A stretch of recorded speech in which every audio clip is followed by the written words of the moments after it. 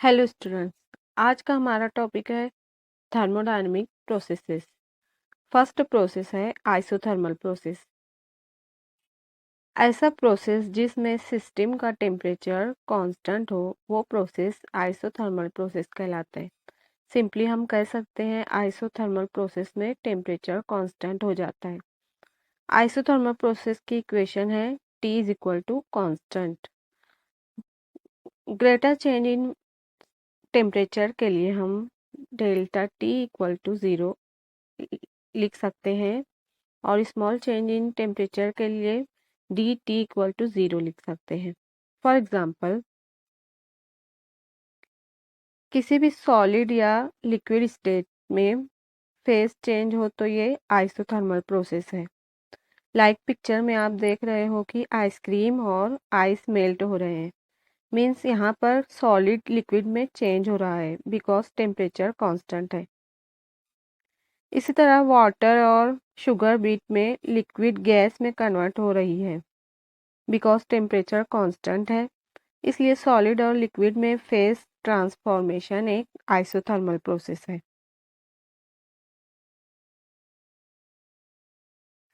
Next example है, refrigerator में बहुत सारे मैकेनिज्म में चेंजेस होते हैं लेकिन रेफ्रिजरेटर का टेम्परेचर कांस्टेंट होता है क्योंकि रेफ्रिजरेटर में रिमूव होने वाली हीट इन्वायरमेंट में ट्रांसफर होती है। इसलिए रेफ्रिजरेटर आइसोथर्मली वर्क करता है। नेक्स्ट एग्जांपल है कार्नोट इंजन। इंडस्ट्रीज में कार्नोट इंजन यूज होता है। इंजन में साइक्लिक प्रोसेस होता है। साइकिल का कुछ पार्ट आइसोथर्मली वर्क करता है। मीन्स यहाँ पर भी टेम्परेचर कांस्टेंट होता है। नेक्स्ट एग्जांपल है हीट पंप। हीट पंप ऐसा डिवाइस है जो हाउसेस में लगाया जाता है। हीट पंप का वर्क ये होता है कि ये गर्मियों के दिनों में हीट को हाउस से रिमूव करता है और सर्दियों में हीट को हाउस के अंदर ले जाता है। दोनों केस में हीट पंप का गोल ये होता है कि ये हाउस को डिजायर्ड टेम्परेचर पर सेट करके रखता है। हीट पंप भी आइसोथर्मली वर्क करता है। Now let's see next process that is adiabatic process. ऐसा प्रोसेस जिसमें सिस्टम और सराउंडिंग के बीच हीट एक्सचेंज ना हो तो ऐसा प्रोसेस एडियाबैटिक प्रोसेस कहलाता है। एडियाबैटिक प्रोसेस की इक्वेशन है P V raise to gamma equal to constant. यहाँ पर पी सिस्टम का प्रेशर है, वी सिस्टम का वॉल्यूम है, गैमा एडियाबैटिक इंडेक्स है जिसकी वैल्यू है gamma equal to C P upon C V. यहाँ पर सी पी है heat capacity of constant at constant pressure, C V है heat capacity at constant volume. For example, tyre का फट जाना एक सडन प्रोसेस है। इस दौरान सिस्टम को सराउंडिंग से हीट एक्सचेंज करने का टाइम नहीं मिलता। इसलिए बस्टिंग ऑफ टायर एक एडियाबैटिक प्रोसेस है। नेक्स्ट एग्जांपल है नोजल। नोजल एक तरह का नैरो ट्यूब होता है जो किसी भी पाइप के एंड में फिट किया जाता है ताकि लिक्विड या गैस पाइप से बाहर ना जा सके। नोजल में भी सिस्टम और सराउंडिंग के बीच हीट एक्सचेंज नहीं होती। इसलिए नोजल भी एडियाबैटिक प्रोसेस की एग्जांपल है। नेक्स्ट एग्जांपल है टरबाइन।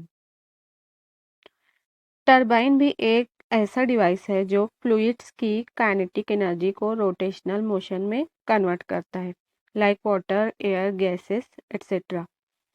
इस प्रोसेस के दौरान भी सिस्टम और सराउंडिंग के बीच हीट एक्सचेंज नहीं होती। इसलिए टरबाइन एडियाबैटिक प्रोसेस की एग्जांपल है। नेक्स्ट एग्जांपल है कंप्रेसर। कंप्रेसर ऐसा डिवाइस है जो गैस को हाई प्रेशर पर कंप्रेस करके उसका वॉल्यूम रिड्यूस करता है। इस प्रोसेस के दौरान भी हीट एक्सचेंज नहीं होती। इसलिए कंप्रेसर एडियाबैटिक प्रोसेस की एग्जांपल है। नेक्स्ट एग्जांपल है पेंडुलम। पेंडुलम ऐसा डिवाइस है जिसमें स्टिक या थ्रेड पर वेट लगा होता है जो एक तरफ से दूसरी तरफ जाता है। पेंडुलम के मूवमेंट के दौरान हीट एक्सचेंज नहीं होती, इसलिए पेंडुलम एडियाबेटिक प्रोसेस की एग्जाम्पल है। नेक्स्ट एग्जाम्पल है आइस बॉक्स। आइस बॉक्स एक इंसुलेटेड बॉक्स होता है। बॉक्स में आइस रखने पर हीट ना ही अंदर आती है ना ही बाहर जाती है, इसलिए आइस बॉक्स एडियाबेटिक प्रोसेस की एग्जाम्पल है। Now let's see next process, that is isochoric process. एक प्रोसेस में अगर सिस्टम का वॉल्यूम कांस्टेंट है तो ऐसा प्रोसेस आइसोकोरिक प्रोसेस कहलाता है। आइसोकोरिक प्रोसेस का फॉर्मूला है ग्रेटर चेंज इन वॉल्यूम के लिए डेल्टा V इक्वल टू 0 और स्मॉल चेंज इन वॉल्यूम के लिए डी वी इक्वल टू 0। ऐसे प्रोसेस में वर्क डन 0 होता है जब V इक्वल टू कॉन्स्टेंट हो, तो D W equal to P D V equal to 0 हो जाएगा। इसलिए फर्स्ट लॉ ऑफ थर्मोडायनेमिक की इक्वेशन कुछ यूं हो जाएगी, D Q equal to D U. इसकी एग्जाम्पल है ऑटो साइकिल।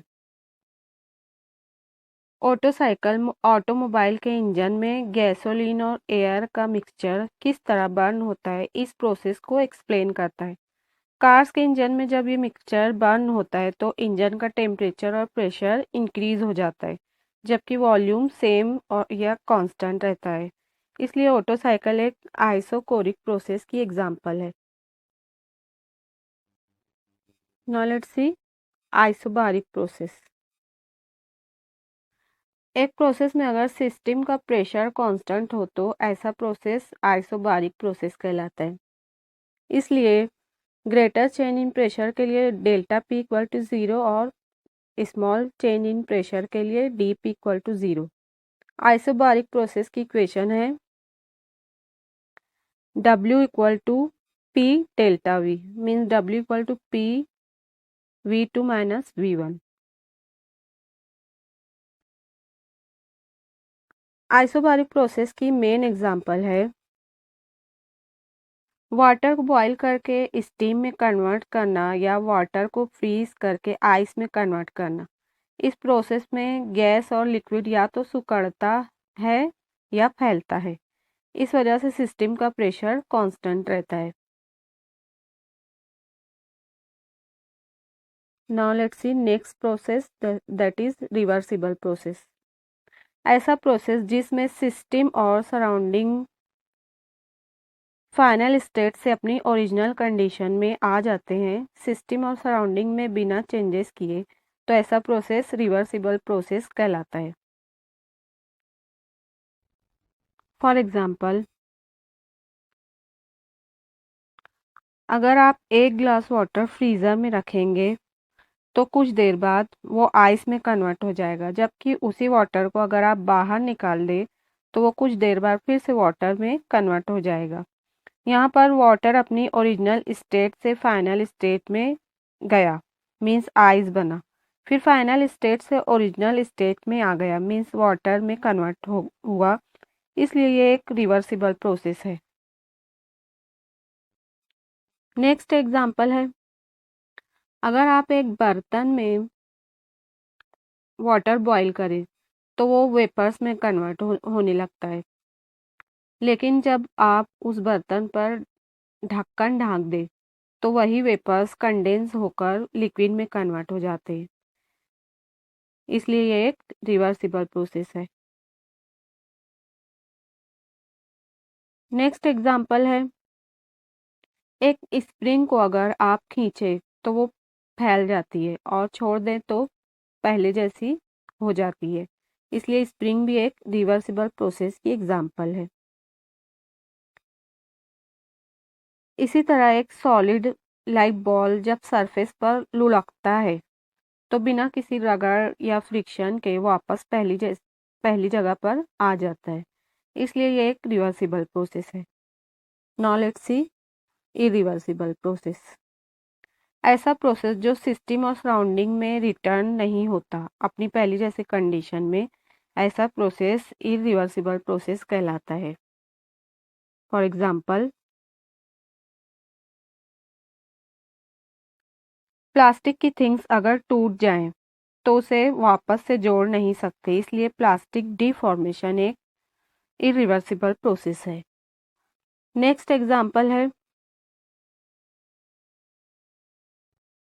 अगर वुड को बर्न करे तो वो कोल में कन्वर्ट हो जाती है और दोबारा अपनी ओरिजिनल कंडीशन में नहीं आती, इसलिए बर्निंग ऑफ वुड भी इरिवर्सिबल प्रोसेस है। नेक्स्ट एग्जांपल है, अगर एक को कुक करे तो वो वापस से अपनी ओरिजिनल कंडीशन में नहीं आएगा, इसलिए कुकिंग ऑफ फूड भी एक इरिवर्सिबल प्रोसेस है। नेक्स्ट एग्जांपल है, अगर आयरन की थिंग्स पर जंग लग जाए तो ये भी वापस से अपनी ओरिजिनल कंडीशन में नहीं आता, इसलिए ये एक इरिवर्सिबल प्रोसेस है। नेक्स्ट एग्जांपल है,